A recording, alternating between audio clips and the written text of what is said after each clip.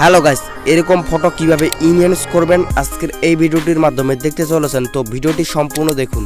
আজকের এই ভিডিওটির মাধ্যমে আপনারা দেখতে চলেছেন রিমিনির থেকেও বেস্ট একটি অ্যাপ। তো সর্বপ্রথম এখানে গুগল প্লে স্টোরটি ওপেন করবেন। সার্চ অপশনে সার্চ করব ম্যাজিক ইরেজার, তো লিখে সার্চ করে দিব। তো এই অ্যাপসটি আপনারা ইনস্টল করে নেবেন। তো আমি ইনস্টল করে নিয়েছি। তো অ্যাপটি ওপেন করে নিব। তো অ্যাপটি ওপেন করার পর এখান থেকে ক্রস আইকনটাতে ক্লিক করব সর্বপ্রথম এখান থেকে।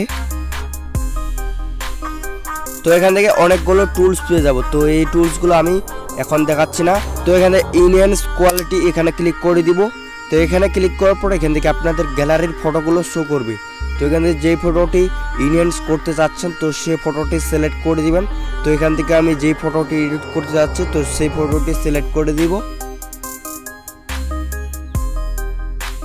তো ফটোটি সিলেক্ট করার পর একটি অ্যাড আসবে। তো অ্যাডটি এখান থেকে দেখে নিব।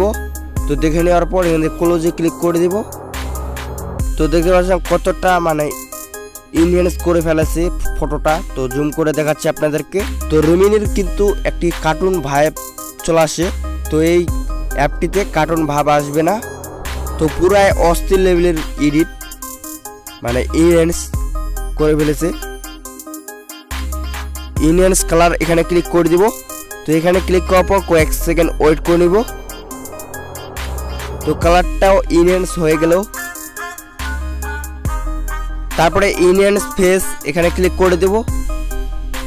তো এখানে ক্লিক করার পর ইনহ্যান্স ফেস ক্লিক করার পর ফেসটি ইনহ্যান্স হয়ে গেল। তারপর এখানে ক্লিক করে দেব।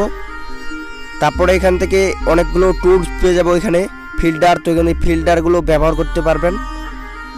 তো এখানে যে ফিল্টারটি ভালো লাগবে তো সেই ফিল্টারের উপরে ক্লিক করে দেবেন। তারপরে এখানে অ্যাডজাস্ট করে নিতে পারেন।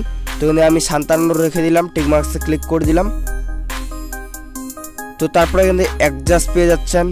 তো অ্যাডজাস্টে ক্লিক করে এখান থেকে এক্সপোজার আছে, ব্রাইটনেস আছে, কন্ট্রাস্ট আছে, স্যাচুরেশন আছে।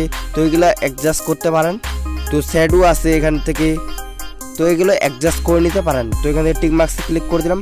তো তারপরে টেক্সট পেয়ে যাচ্ছেন, তো স্টিকার পেয়ে যাচ্ছেন। তো অসংখ্য এখান থেকে টুলস পেয়ে যাচ্ছেন। তো এখানে সেভ, এই সেভ অপশনটাতে ক্লিক করে দিলেই ফটোটি সেভ হয়ে যাবে।